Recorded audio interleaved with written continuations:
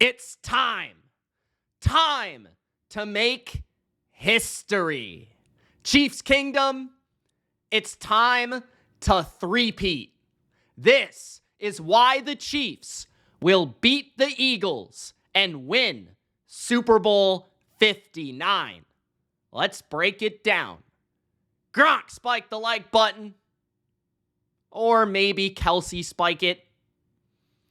Let me know in the comments if you think the Chiefs will three-peat by beating the Eagles in Super Bowl 59. Chiefs fans should have the most confidence entering any big game. Why? Because the Chiefs over the last few years have proven that anytime they enter a big game, they have a chance, no matter what happens to the team. It really doesn't matter if they're up by 10 points, if they're down by 10 points. It doesn't matter the opponent. It doesn't matter the hype that their opponent is receiving. It doesn't matter how much better on paper a team appears to be. So what? The Eagles appear to be better, more talented.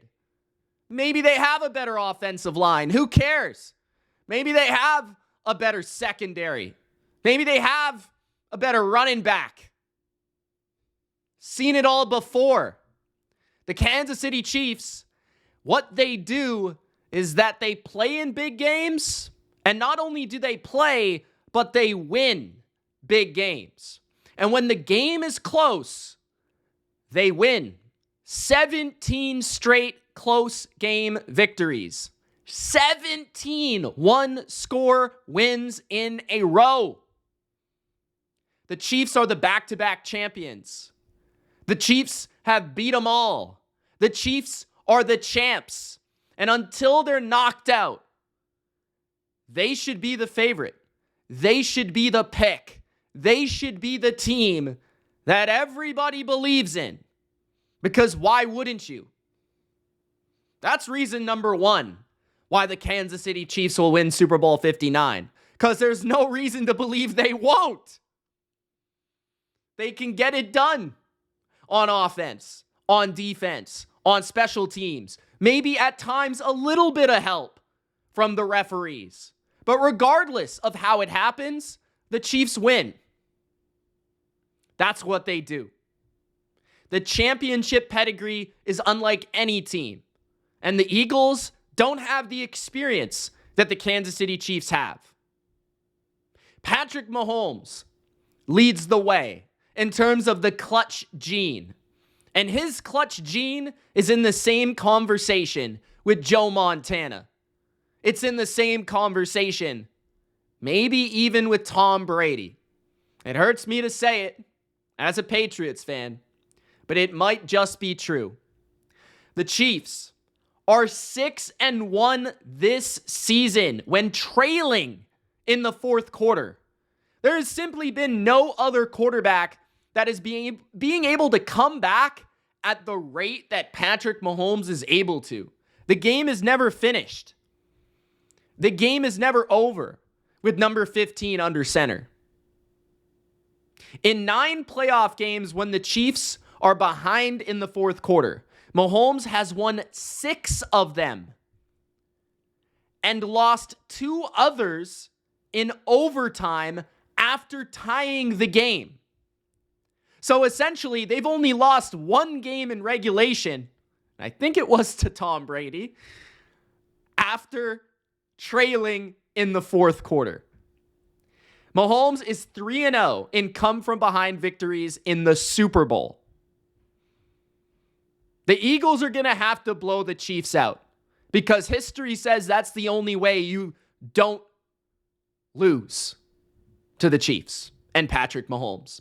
Mahomes is also 8-0 straight up and 8-0. 8-0. 0. Nada.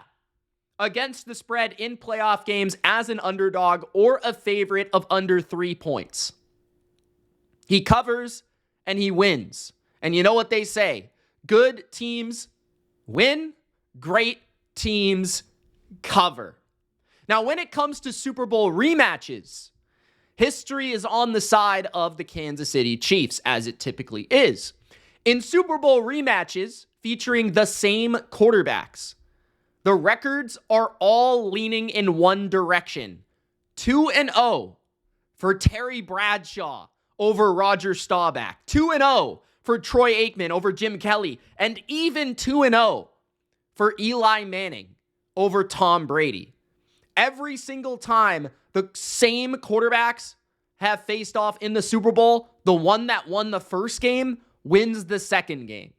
Within an 8-year window, every Super Bowl rematch within an 8-year window, including the three we've already mentioned, have been a sweep.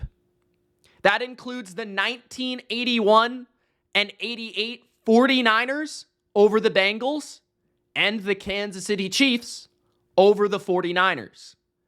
The Chiefs already have experience with Super Bowl rematches. We've already seen how they're able to counterpunch an opponent they've seen in previous years, a coaching staff they've seen in previous years with Kyle Shanahan and the 49ers. And now we're going to get to see that with Nick Sirianni and the Eagles, and the edge belongs to Kansas City, historically speaking. Another reason to believe in the Chiefs is none other than Big Red, Andy Reid.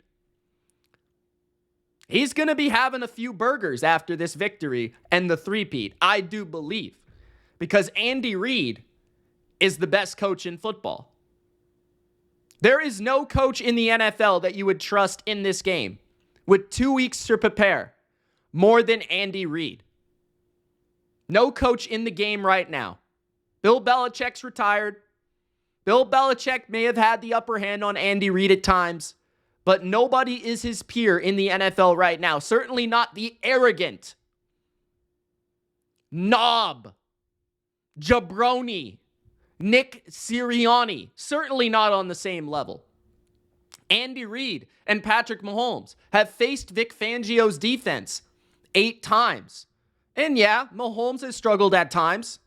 We've talked about those stats. But they're 8-0. They still beat that defense. They do what it takes to win, which is what the Chiefs always do. They do what it takes to win. And it's hard to categorize that. It's hard to statistically quantify that. It's hard to understand how great this team is other than simply by the W's that they put up year after year in these spots. You have Andy Reid game planning for Fangio. You have Andy Reid with 2 weeks to find the different ways to pick apart the match zone coverages of Fangio. Quarters, cover 6. Whatever he's going to throw. Reid's seen it. Mahomes has seen it. And they're going to be able to find the holes. We've seen enough on film the last couple of weeks that if the Chiefs execute, they can move the ball and score enough points to win if complemented by a good defensive performance. Of course, they're taking on the best defense in the league. It's not going to be easy. But typically, the 2 weeks always favor the great quarterback. Why? Because usually you can find ways. You can find weaknesses, even on the best of defenses. I've seen it with Tom Brady against the Legion of Boom. Patrick Mahomes has his chance here against the Eagles. And Vic Fangio, his opportunity to pick apart a great defense, even when people said his offensive line can't block them. Even when people said his receivers aren't good enough. Even when people said Travis Kelce is old and washed. Even when people said they don't have a running game. Mahomes will have the opportunity. Andy Reid will put him in a position to succeed in this game with the game plan they put forth. I would be shocked if the Chiefs were thoroughly outcoached and that was the reason they lost. Absolutely flabbergasted, absolutely shocked. If they lose the Chiefs, it'll be because they don't have the same level of talent. And I think we all know that and recognize that. It won't be because they don't have a better quarterback. It won't be because they don't have a better coach. It won't be because they don't have the defensive coordinator. We all know the Chiefs have the 3 fundamental pieces of success. And you throw in a few awesome playmakers and clutch performers, and that's why the Chiefs are the Chiefs. But to me, Andy Reid is going to be a reason you win this game. His game plan, his halftime adjustments.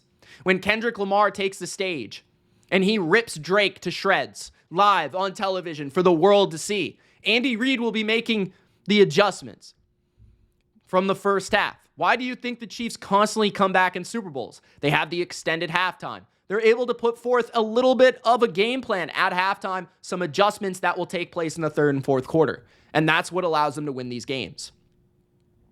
I think one of the underrated elements that will make or break the Chiefs' performance on Super Bowl Sunday is the weapons that they feature.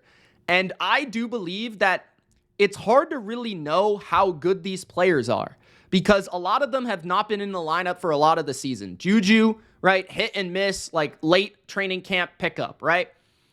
Xavier Worthy was a rookie who continued to develop and develop and develop and develop. And I feel like he's had 6 targets in every game dating back to about week 11 against Buffalo. I think that's actually a real stat. He's had like 6 catches in every single game or 6 targets in every single game. He has been heavily featured as a do-it-all weapon, running the football, catching the football down the field, catching the football underneath, screens, all of it. He is a main fixture now alongside Travis Kelce.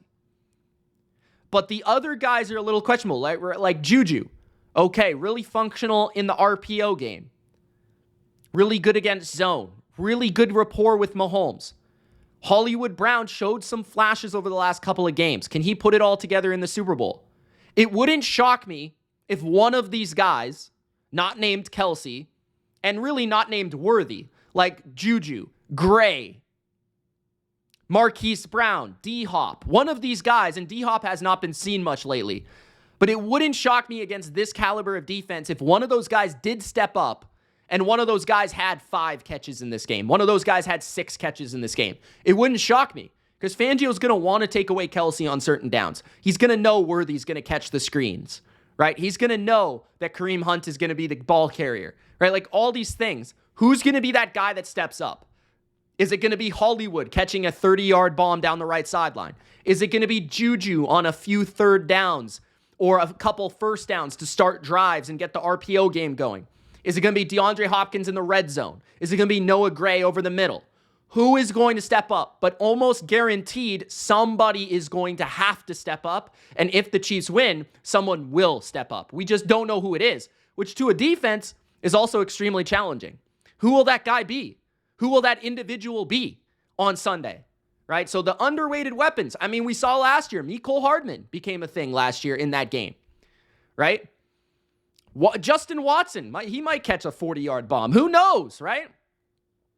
Now, on the flip side, and you're talking about the defensive side of the football, Steve Spagnuolo always seemingly puts together a masterpiece on Super Bowl Sunday. He's done it against Tom Brady in New England when he was at the Giants. He's done it against Kyle Shanahan. He's done it against some of the best that we've ever seen. Coordinator, head coach, quarterback, it doesn't really matter, right? He's put it together. He's shut down Christian McCaffrey. He's shut down the Eagles running game in 2022. He's done it, okay? And his defense has not allowed a 100-yard rusher in any of their last 18 playoff games, which is one of the most impressive stats I've ever seen for a defensive coordinator. And he'll be bringing blitzes from every angle. And I guarantee you, if the Chiefs win this game, it'll be because Jalen Hurts probably takes 1 too many sacks, because Jalen Hurts probably turns it over once, because Spags does a good enough job of slowing down Saquon. You're not going to beat the Eagles without slowing him down. You're not going to stop him, but slowing him down is the purpose, to get you into down and distance where you can attack Jalen Hurts. You can pressure and hurry Hurts, because that is the weakness, right? 37th out of 37 is Jalen Hurts in EPA per attempt versus pressure.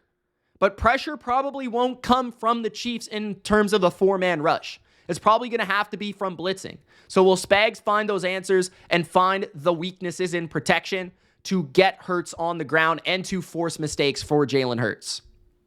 There will be defensive playmakers in his game plan like there are every year, right? Leo Chanel is always one of those guys against the run. 6 tackles in back-to-back Super Bowls, a forced fumble in the Super Bowl before that, right? He had a sack against Jalen Hurts in Super Bowl 57, a forced fumble on Christian McCaffrey, I do believe, last Super Bowl. Mike Dana is one of those guys that he could maybe find Mekhi Becton one-on-one in a pass rushing situation and be the disruptor and the guy that gets the quarterback if Chris Jones is double teamed constantly. Jalen Watson could be huge in this game, depending on how Trent McDuffie is utilized. Is Trent McDuffie going to be on Devontae Smith or will he be on A.J. Brown? How will Spags use and treat Trent McDuffie? And then corresponding to that, can Jalen Watson cover the other one? If those guys can hold up in the secondary, it will allow the Chiefs to be more aggressive against Saquon and take away Jalen Hurts' legs in the running game. Guys like Hicks and Reed at the safety position. Hicks in the run game. Reed at covering Dallas Goedert if he has to do that, or shooting like a missile to stop Saquon Barkley. Those safeties at stopping the home runs from Saquon when it comes to running the ball. Those guys are going to have to be big, and they're going to have to be X factors. And the biggest X factor every single Super Bowl, every single big game for the Chiefs is Travis Kelce. With 3 more receptions on Sunday nights, Travis Kelce will take over the top spot for most receptions in the Super Bowl. And a good thing to understand for Chiefs fans is, yes, the Eagles allowed the lowest yards per attempt to the tight end position this year. But Zach Ertz did have 16 targets for 11 catches, 104 yards in the NFC Championship. Tyler Higbee had 7 catches, 54 yards, and a touchdown on 10 targets. So this defense lately has been had at tight end in the middle of the field. Now, maybe Fangio will change up his structures and change up the ways that he tries to defend Kelce because he's Travis Kelce, but that will just allow other guys to get open, other guys to feast, like Noah Gray, like Juju, like Marquise Brown, okay? The guy on the other side, it's always Chris Jones, right? Chris Jones is always a big X factor. I think the Chiefs are as good as they are because not only do they have great coaching, not only do they have the great quarterback, but they've got multiple players on each side of the ball that are just known for their big game impact. Chris Jones always is clutch. Travis Kelce always is clutch, right? It's like Brady's version of Edelman and Hightower. That's kind of what it is, right? And Jones and Kelce will be future Hall of Famers. And when you talk about one of the sneaky elements of the game where the Chiefs might be able to find an advantage, I do think it could be in their running game. Why? Because I think Kareem Hunt has played great football. And the way that the Eagles typically play defense with a lot of nickel on the field, they play the highest rate of nickel defense in the NFL, which means 5 defensive backs, 3 cornerbacks, right? 2 linebackers. So they're lighter personnel. They defend the run with a light box at 68.5% of runs. That means 7 or less defenders in the box, right? So, or even 6 at times, okay? So that's almost 10 percentage points higher than any team. The Eagles disrespect teams when it comes to the run game. They don't even care. They don't even want to put numbers towards it. So if Kareem Hunt can find a way to break more tackles, he's forced 11 missed tackles on 25 carries this postseason, a 44% missed tackle force rate, which was over twice his regular season rate.